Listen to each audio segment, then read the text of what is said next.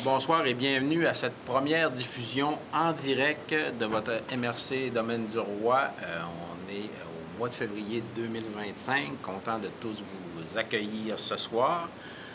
D'ailleurs, ce soir, j'aimerais en introduction, amener la journée des persévérances scolaires. On aura la proposition tantôt là, pour la résolution, mais j'aimerais faire le mot sur la persévérance scolaire par Mme Claudie Laroche. Merci, M. le Préfet. Donc, on ne souligne la persévérance scolaire qu'une seule semaine par année, et ça depuis plus de 20 ans à travers tout le Québec. Mais la persévérance, c'est tout le temps. En effet, celle-ci ne se limite pas seulement à l'école, mais dans toutes les sphères de la vie. Que ce soit dans nos échecs comme dans nos réussites, nous rencontrons des obstacles qui nous forcent à nous dépasser et à ne pas lâcher. Pour nous, c'est ça la persévérance, et nous tous, nous avons un rôle à y jouer, que ce soit pour les jeunes et moins jeunes. Merci, Mme Laroche. Donc, ça lance bien notre séance de la MRC. Nous aurons un ordre du jour à vous proposer avec une modification. Nous allons ajouter le point 7.12 pour une demande de commandite pour la Chambre de commerce de Saint-Félicie. J'aurais besoin d'une proposition pour l'ordre du jour avec sa modification. M. Labrie, appuyé de M. Bergeron. Merci. En 3, nous aurons la ratification du procès-verbal de la séance du 21 janvier 2025. Comme celle-ci vous a été envoyée dans les délais impartis par la loi, vous en avez pris connaissance. Est-ce que c'était conforme à nos discussions? Si oui, j'ai besoin d'une proposition. Propose. Mme Hudon, M. Chiasson, merci. Nous déposons en 4 également le résumé de la correspondance. En 5, acceptation des comptes et engagements. M. Gagnon. Oui, donc vous avez reçu la liste des comptes à payer qui totalisent pour le fonds MRC 15 439,27 $. Également, là, le rapport des dépenses engagées en vertu du règlement de délégation qui totalise pour le fonds MRC 62 152,14 $, le fonds TNO 9 899,38 $ et le fonds villégiature 7 898,66 $, pour un grand total de 79 950,18 $.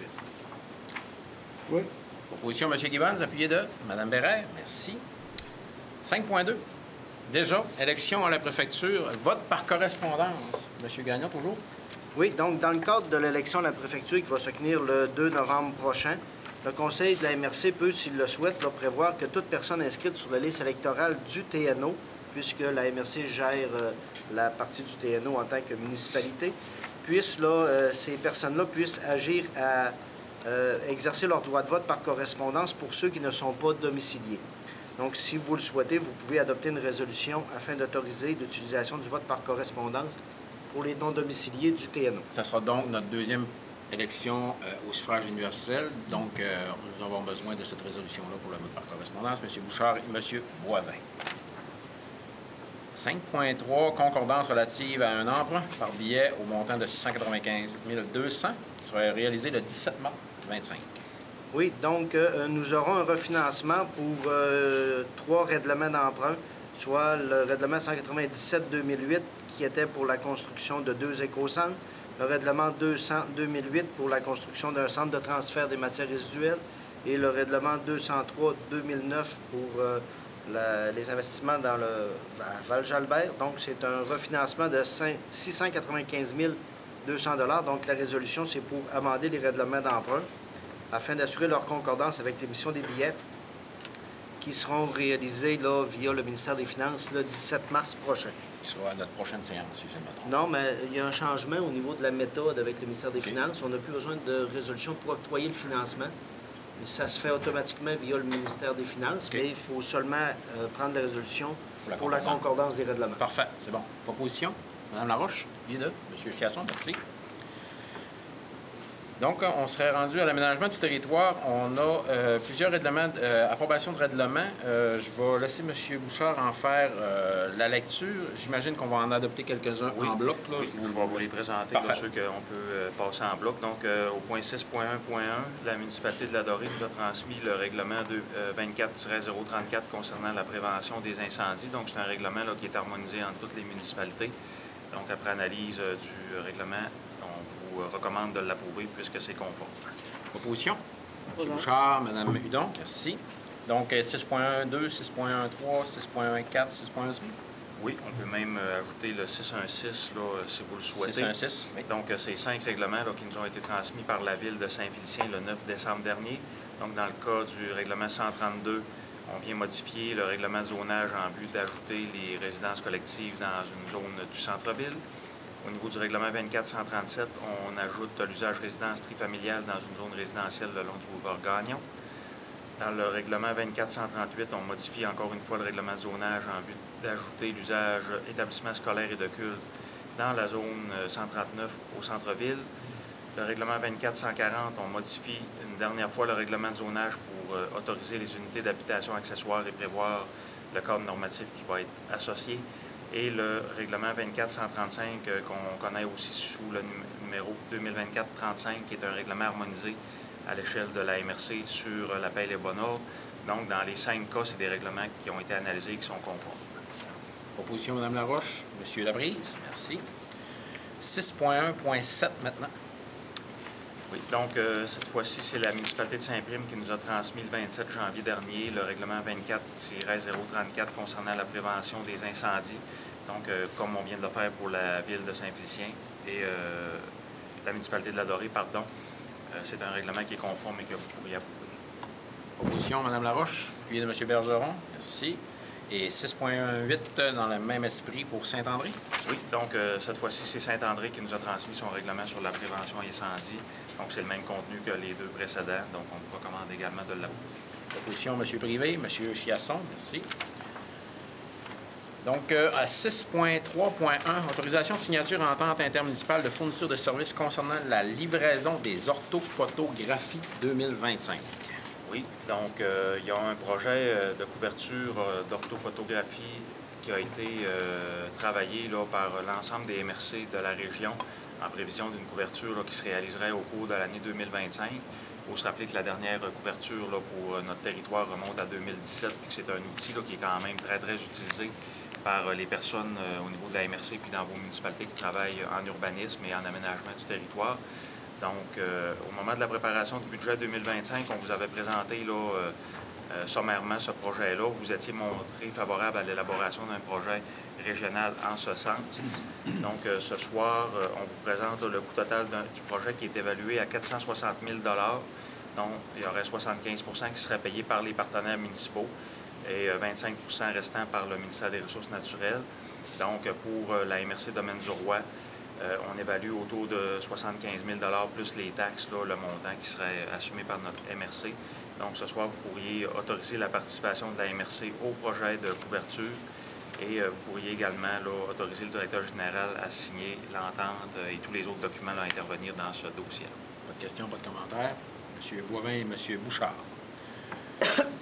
6.3.2, la planification opérationnelle 25-26 en terre publique intramunicipale. Donc, en vertu de la Convention de gestion territoriale qui a été signée avec le ministère des Ressources naturelles et des Forêts, la MRC doit élaborer un plan d'aménagement forestier opérationnel pour les terres publiques intramunicipales.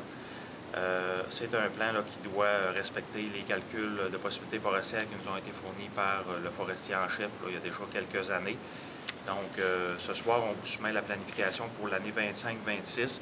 Essentiellement, là, ça se compose de travaux sylvicoles. Il n'y a pas de secteurs de récolte qui sont planifiés là, en surplus de ce qu'on a déjà consulté dans le passé.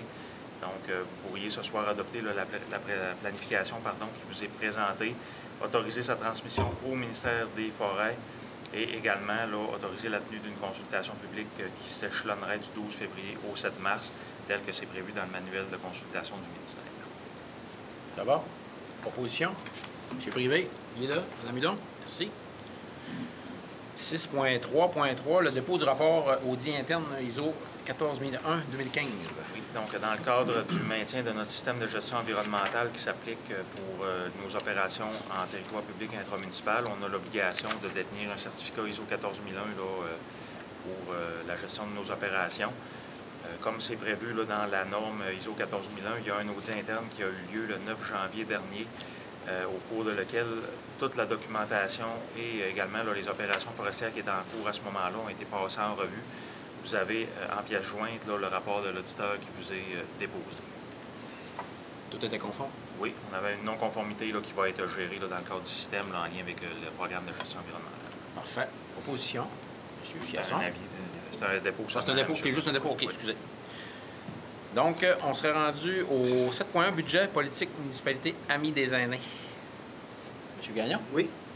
Donc, 2025 sera la dernière année là, du plan d'action sur 4 ans de notre politique Amis des aînés. Donc, on avait un budget annuel de 25 000 $ qui avait été autorisé. Il nous reste là, dans les résiduels là, des années 24 et antérieures là, une somme de 9 007 $ pour les initiatives territoriales et 3 028 $ pour la municipalité de Saint-André qui n'a pas été engagée. Si on additionne ça au budget de 26 000 qui a été autorisé par le budget de la MRC là, dans le cadre là, pour 2025, donc la table de concertation au niveau Amis des aînés pour Domaine du Roi demande là, propose une ventilation comme suit pour l'ensemble du budget 2025, soit de réserver le 3 028 $ pour la municipalité de Saint-André, de prendre une somme de 12 000 $ qui serait répartie entre les municipalités pour des projets locaux, de réserver une somme de 16 252 $ pour des initiatives territoriales qui ont déjà été ciblées, soit là, un guide pour des ressources pour aînés, un sondage sur les services communautaires, une journée des aînés et des capsules sur la santé mentale, et le résiduel de l'enveloppe de 6 745 pour des projets territoriaux. Donc, si vous seriez d'accord, vous pourriez autoriser la table de concertation des aînés à gérer les sommes de résiduel 23-24 et le budget 25 selon la présentation que je viens de vous faire, et autoriser là, Mme Jacinthe Brassard, la directrice au développement des milieux, pour en faire la gestion et les décaissements selon la présentation. Mme Plourde, M. Bergeron, merci. 7.2, le programme pour le passeport attrait. Oui, dans le cadre de la stratégie touristique 2025-2030 qui a été montée là, par le chantier tourisme à l'aide de la firme Raymond Chabot, il y avait une recommandation là, afin de mettre en place, là, pour répondre à une orientation au niveau des thèmes et structuration des expériences touristiques afin de dynamiser l'achalandage des sites. Donc, ce qui est proposé, c'est de mettre en place un passeport attrait que la clientèle pourrait procéder à l'achat de 4 accès journaliers pour des attraits sur notre territoire avec un rabais de 40 %. Ce 40 %-là, il y en aurait la moitié, donc 20 % qui serait financé par la MRC via le budget du chantier tourisme jusqu'à concurrence de 47 000 $. L'autre moitié de 20 % serait assumée par les sites touristiques. Et il y aurait un budget de commercialisation et de marketing de 30 000 $, dont 15 000 proviendraient de l'industrie touristique et 15 000 $ qui proviendraient de la MRC via là, le budget déjà réservé pour le chantier tourisme pour l'année 2025. Donc, si vous êtes d'accord, on pourrait autoriser la création du passeport attrait et assumer là, notre part de 20 % de rabais jusqu'à concurrence de 47 000 et autoriser le 15 000 pour le budget marketing. En fait, la proposition, Mme Barret. Puis de M. Gibbons. Merci. En 7.3, nous aurons l'adoption de projets dans le programme d'amélioration d'expérience touristique.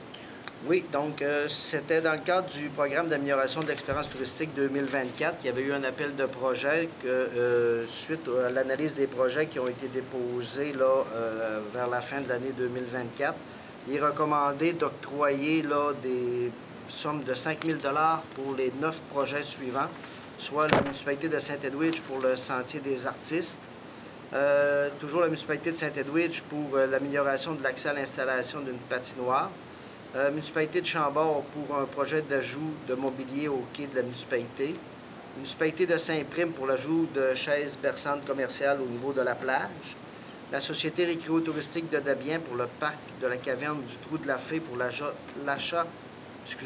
de mobilier le long de la rivière Métabetchouan, le Club nautique de Roberval pour l'ajout d'un parcours ludique mettant en valeur la marina en format vidéo, l'Ermitage Saint-Antoine pour l'ajout de marches pour un accès au quai existant ainsi qu'une interprétation des affluents du lac Saint-Jean en Inou, et le zoo sauvage de Saint-Félicien pour l'achat d'un module de jeu gonflable personnalisé. Et dernier projet, le village historique de Val-Jalbert pour la reconstitution de la plateforme ferroviaire sur l'esplanade en train ludique pour la famille. Question? Proposition? Mme Laroche et M. Laprise. Merci, M. Gagnon. Donc, en 7.4, donc la déclaration, comme mentionné au début, au mot de bienvenue, des journées de la persévérance scolaire. J'imagine que Mme Laroche, vous en faites la proposition. Je vais y penser. Mais certainement. Appuyez de. Appuyez. Mme Hudon, merci. 7.5, rapport sur les contributions au 4e trimestre de 2024 au service de développement.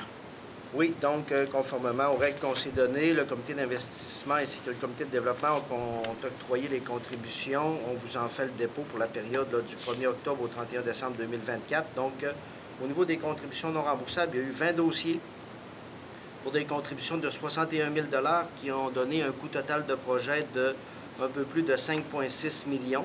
Et au niveau des contributions remboursables, il y a eu 7 dossiers pour des contributions octroyées de 267 000 Vous avez le détail là, sur les municipalités qui ont été impliquées. Bien, ce n'est pas les municipalités, mais les projets où se sont situés les projets dans les municipalités. Ça va? Ça fait besoin de proposition? Non, Pas de dépôt. proposition, c'est un dépôt. Donc, on serait rendu au comité de travail, projet de collaboration intermunicipale. Oui, donc un petit historique du dossier. Il y a eu une journée thématique là, sur les regroupements des services qui s'est tenue en juin 2023, à laquelle l'ensemble des municipalités de la MRC ont participé. Et suite à ça, il y a eu l'adoption dans chacune des municipalités d'une résolution signifiant leur accord et leur adhésion à la relance de la démarche sur les regroupements de services sur le territoire de la MRC Domaine du Roi. Donc, suite à cette relance-là, il y a eu principalement 2 étapes qui ont été réalisées via la MRC, soit l'établissement d'un portrait des ressources humaines des organisations municipales du territoire qui a été dressé, puis qu'il y a eu une analyse également du potentiel d'attraction et de rétention des ressources humaines dans nos organisations. Suite à ça, il y a eu également un mandat qui a été donné l'automne dernier afin d'analyser d'éventuels projets de collaboration intermunicipale visant à mettre en place des actions concrètes et de réfléchir à l'avenir du territoire et des communautés locales dans l'angle des risques à agir ou à ne pas agir. Donc, là, au terme de cet exercice-là, les élus, vous aviez convenu en séance de travail de la possibilité de maintenir un statu quo dans la manière de dispenser les services par nos organisations. Ce n'était pas viable au cours des prochaines années, considérant le contexte actuel et l'état des communautés locales du territoire. Donc, afin de se mettre en action, vous avez signifié l'intérêt de mettre en place un comité de travail dont l'objectif est de proposer des initiatives concrètes, soit par la coopération intermunicipale, le regroupement de services ou les fusions municipales. Tout ça afin de visant à s'assurer que les citoyens de notre territoire bénéficient des services municipaux, et ça en conformité avec la planification stratégique que la MRC s'est donnée, qui vise là, la pérennité des milieux locaux. Donc, si vous le souhaitez, vous pourriez adopter une résolution afin de mettre en place le comité de travail et dont le mandat, je vous ai fait la lecture, et d'en nommer les membres du comité qu'on avait établi comme étant là, un représentant pour chacune des 2 villes et 3 représentants des municipalités rurales, accompagnés là, de M. le préfet. Est-ce qu'on les nomme? Oui. On les nomme. Les noms sont nominatifs ou si on fait juste donner l'ensemble des... On peut donner les noms, oui. OK. Donc, du côté de la ville de Saint-Félicien, je pense que ça va être M. Gibbons qui va être le représentant. Du côté de la ville de Roberval, M. Bergeron. Comité rural, municipalité rurale, Mme Bérère, Mme Hudon, Madame Cindy. Mme Plot et moi-même, en tant que préfet. Proposition. M. Boivin, M. Bergeron, il y a beaucoup de propositions. Puis, je tiens à rappeler là, que oui, depuis 2023, on a mis en place, on a notre comité thématique, là, mais ça fait depuis plus longtemps que ça qu'on travaille sur l'ensemble de cette problématique-là. En 2019, on avait déjà un premier rapport. On a fait, suivant 2019, quelques actions qui ont porté au niveau des regroupements, mais on continue de lancer la roue dans ce sens-là. Donc, ça va pour tout le monde? 7.7, adoption de projet, Fonds de développement Domaine du Roi maintenant. Oui, donc dans le cadre là, du Fonds de développement Domaine du Roi, il y a eu des projets qui ont été déposés et analysés par le comité d'évaluation qui recommande l'acceptation de 3 projets. Donc, pour la municipalité de Saint-Prime, un projet d'aménagement de jeux d'eau pour une somme de 106 000 $ dans leur enveloppe locale. Au niveau de la ville de Roberval, un projet de décarbonisation, un projet au montant de 23 200 en contribution dans leur enveloppe locale. Et de la municipalité de Chambord, un montant de 37 795 pour le projet à la bibliothèque, toujours dans leur enveloppe locale. Proposition, Mme Laroche, billet de Mme Bérère, merci. 7.8, adoption de projet dans le PAC MIFI, les activités de rapprochement interculturel. Oui, donc dans le cadre du plan d'action d'accueil, d'intégration et de pleine participation des personnes immigrantes et des minorités ethnoculturelles à la vie économique et socio-culturelle du Lac-Saint-Jean 2022-2025, il y a eu des projets qui ont été déposés et le comité d'analyse recommande l'acceptation de 3 projets, soit au niveau du CACL de Saint-Prime pour le projet « Journée se rassembler pour partager » un montant de 5 000 $. Au niveau du Centre d'action bénévole Domaine du Roi, un montant de 3 800 $ pour le projet « Saveurs et culture à partager ». Et pour la mosaïque sociale, un montant de 3 838 $ pour le projet « Ensemble, fête communautaire interculturelle ». Donc ça, c'est un total là, de 12 638 $ à être financé à même les sommes provenant du PAC MIFI géré par la MRC. On autoriserait Mme Brassard à décaisser tout à fait. Montant. Proposition. M. Bouchard, Mme Hudon, merci. En 7.9, on va déposer le plan de communication. Oui, donc la MRC, annuellement, on a un plan de communication qui vise notamment à faire connaître la MRC et à créer un sentiment de fierté et d'appartenance envers le territoire. Donc, le tout va s'accorder avec notre planification stratégique ainsi qu'avec notre signature innovation. Donc, le plan prévoit l'investissement de somme de 104 600 $ pour l'année 2025. Donc, qui était déjà prévu au budget. Oui, tout à fait. Proposition pour le plan de communication qui vous a été déposé. M. Laprise, M. Chiasson, merci. 7.10, entente de partenariat, Société d'énergie éolienne Chamouchouane. Oui, donc dans le contexte qu'il y a eu, la MRC a conclu une entente de partenariat avec Hydro-Québec, notamment pour le développement de projets éoliens dans la zone Chamouchouane. L'ensemble des partenaires communautaires ont convenu de constituer une personne morale sans but lucratif afin de se doter d'un véhicule commun pour les représenter là, dans le développement du projet. Dans le pré-développement, en fait, que je devrais plutôt dire, puisqu'on est à cette étape-là en ce moment. Donc, le mandat de l'OBNL, notamment, va être de représenter les partenaires communautaires au niveau du comité de gouvernance, également nous représenter dans les activités publiques communes avec Hydro-Québec et également dans des activités distinctes d'Hydro-Québec. Également, on veut que ça serve là, afin de déterminer nos orientations communes au niveau communautaire dans le cadre du partenariat qu'on a établi et qu'on est en train de développer et de soutenir les activités d'information et pré-consultation, etc. Donc, ce qui est proposé, c'est que les membres de l'OBNL seront monsieur le préfet pour la MRC et le chef de Mastoyache là, pour la communauté et que chaque entité aurait 2 représentants au sein du conseil d'administration. Le financement de l'OBNL serait assumé là, à part égale entre les partenaires. Donc, si vous êtes d'accord, vous pourriez là, approuver l'entente et nommer là, pour représenter la MRC au sein du conseil d'administration M. Mario Gagnon ainsi que moi-même. C'est un peu sur le même modèle qu'on avait utilisé au niveau de la Société d'énergie communautaire, le véhicule actuel. Oui, au niveau du développement là, des mini-centrales à l'époque. Également, la résolution pourrait là, autoriser une injection de fonds initial de 25 000 $ de la part de la MRC qui sera financée via notre signature innovation, puisque ça rentre dans ce contexte-là. Proposition. C'est un mandat de combien, ça? Combien de temps, ça? Parce que je vois que Mario Gagnon était ancien DG. Il devait... oui, bien là, pour le moment... Pour le moment, il est juste nommé. Parce que le mandat, il va être... L'OBNL va vivre tout le temps du projet. Là. Okay. Mais pour l'instant, c'est notre représentant qu'on a. On a toujours le loisir de changer de représentant au fil du temps. Là. Il n'est pas attaché là. Même notre directeur général actuel n'est pas attaché là. On pourrait nommer quelqu'un d'autre. Mais l'OBNL constitué va être durant toute la durée du projet. Mais pour nos représentants, ils peuvent changer. Parce que les personnes morales, c'est le préfet et le chef de Mastoyache, mais qui sont représentés. Comme moi, de mon côté, je vais être représenté par M. Gagnon et M. Gagnon. Et M. Gagnon. La firme Gagnon et Gagnon. C'est Gagnon. C'est parce que ma question, c'est que M. Gagnon était à la fin de son mandat. Et le nouveau directeur général, c'était juste ça. Là, on le met là. Pour combien de temps? C'était ça ma Mais il n'y a, pas de délai. Il n'y a pas de délai pour l'instant.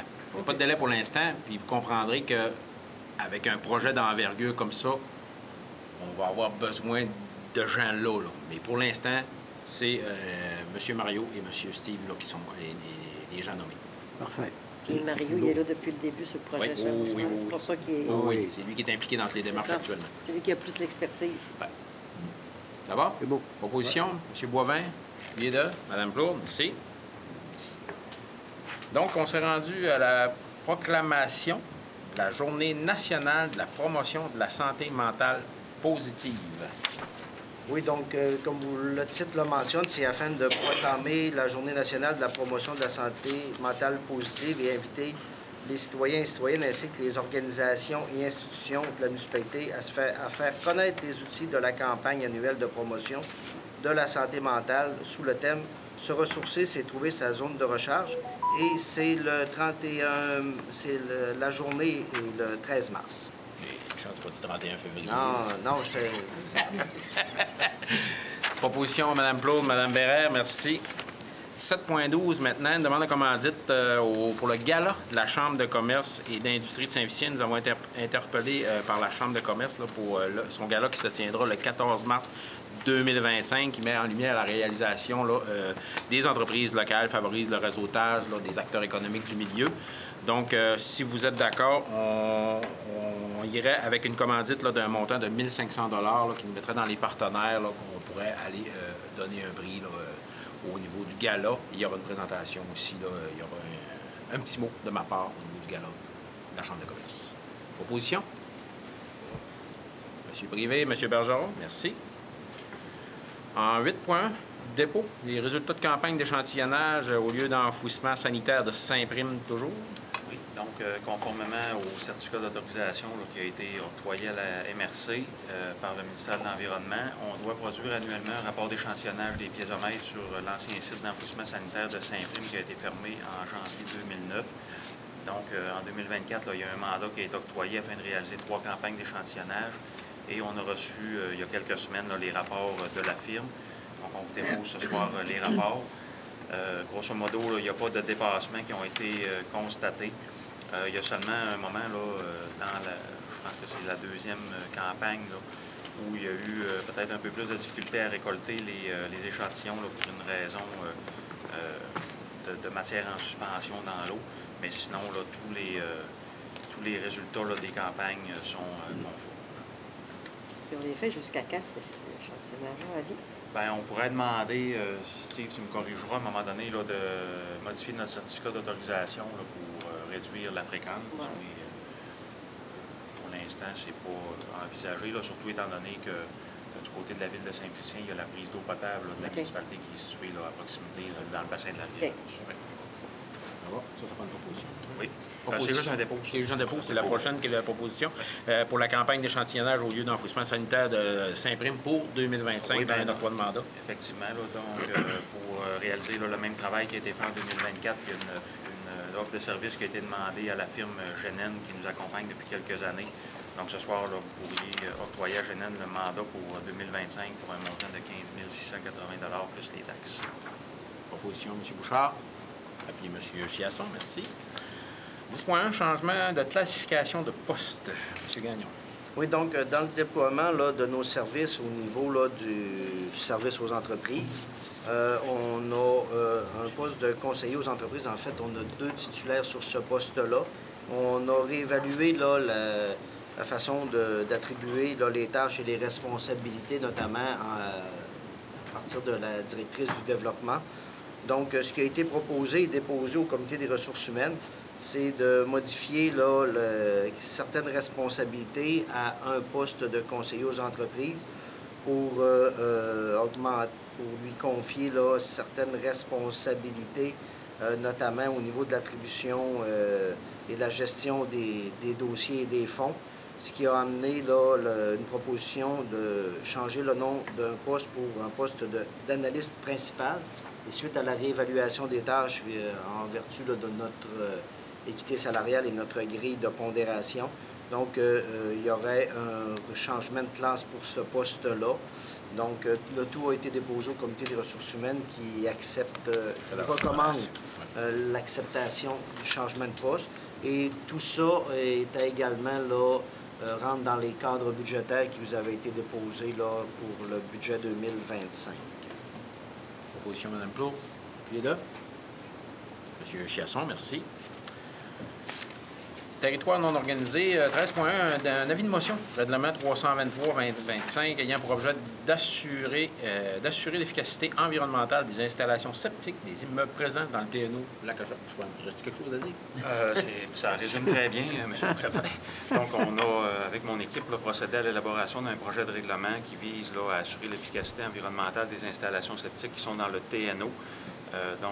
Grosso modo, là, ça vise vraiment à s'assurer que les propriétaires de résidences isolées maintiennent des installations septiques qui sont performantes et non polluantes, conformément là, aux lois et règlements provinciaux, particulièrement là, le fameux Q2R22.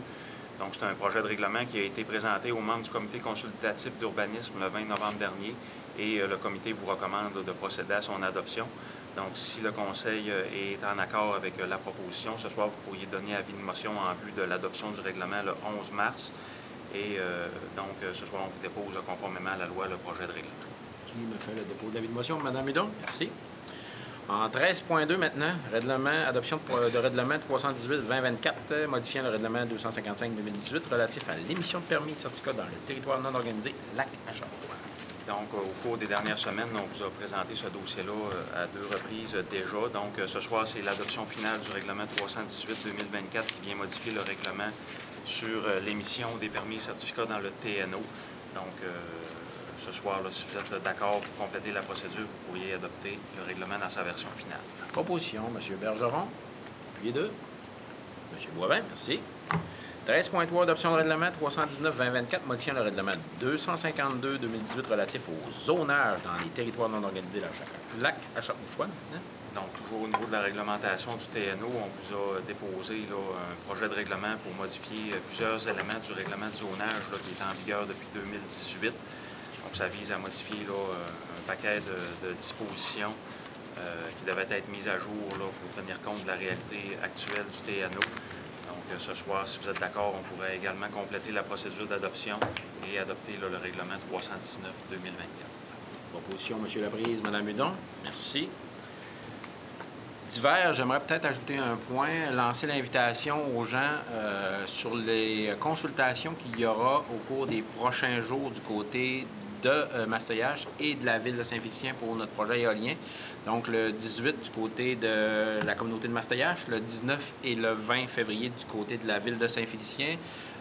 Suivez nos médias sociaux, vous aurez les horaires complets pour la participation là, citoyenne au niveau des consultations sur le projet éolien. Si vous voulez avoir de l'information, poser des questions, c'est l'endroit à être là, pour les prochains jours. Donc, l'invitation est lancée. Période de questions? Pas de questions? Mme Laroche? Avec plaisir. Levé de l'Assemblée. Merci à tous. Merci.